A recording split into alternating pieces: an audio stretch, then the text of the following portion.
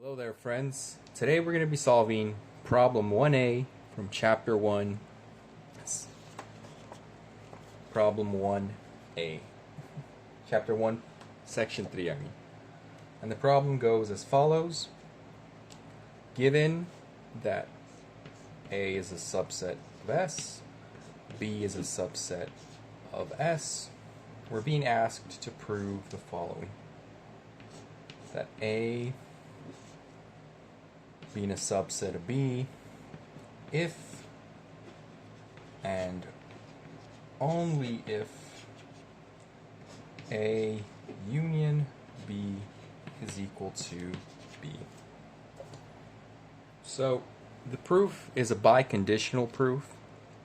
So we have to show that this condition works both ways. That means that we have to show that A union B implies A subset, being a subset of B implies that A union B is equal to B, and we also have to show that A union B equal to B implies that A is in fact a subset of B.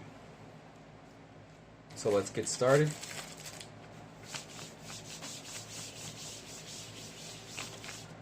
I'll start with the first part, and that's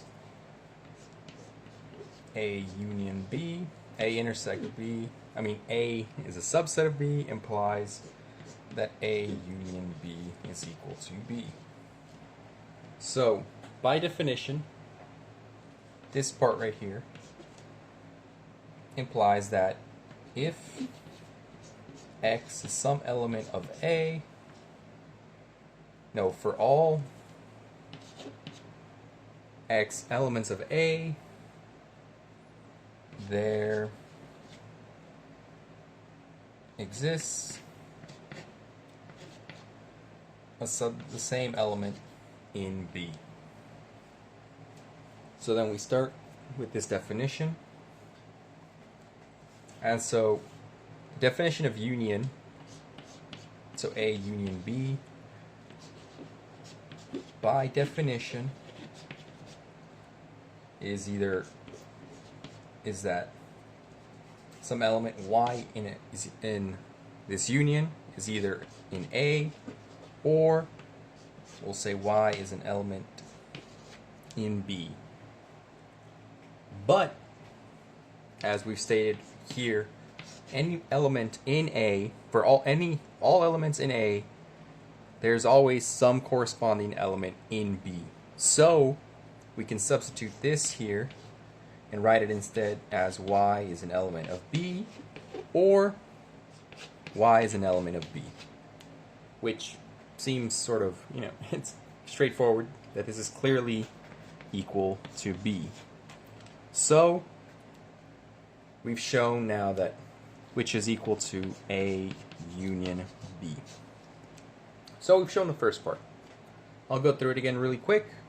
The definition of subset means that any value that's an element that's a part of the set A, there's a corresponding value that also exists in B. The definition of union means that the value is either contained in A or in B, or both. And because we know this fact up here, we can substitute, instead of A, we can say that this element also has to be in B because of the definition of subset, and so it just all collapses down to B.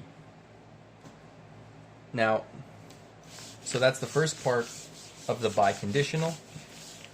Let's get to the second part, which is A union B is equal to B implies that A is a subset of B.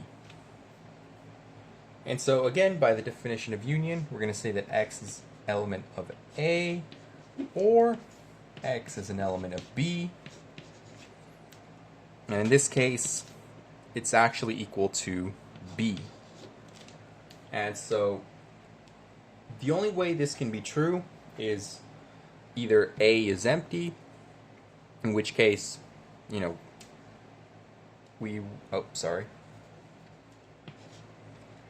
we'll start with that case, just so that we can see what A is equal to the empty set.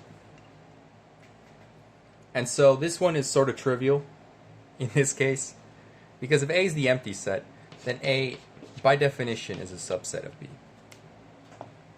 So we don't really have to worry about that. So we're going to say A is a non-empty set. Now, the only way that this union can be equal to B, again, either it's empty or the only values are actually values that are contained in B. So really it's just X is an element of B is equal to B. And this OR most likely implies that X is actually also an element of X is an element of B is actually also the same as saying X is an element of A. So they're the same thing. And so this equality down here sort of helps us see. Yeah. Sorry about that. Just erased all this. So since it's equal to B, the only values we can get from here are B values. If it's empty, by de facto, this is the case. If it's not empty, then all these values, then X, the values of X, have to also be values of B. So, well, just by that logic on its own, X is an element of A, implies that X is an element of B. And, well, by definition,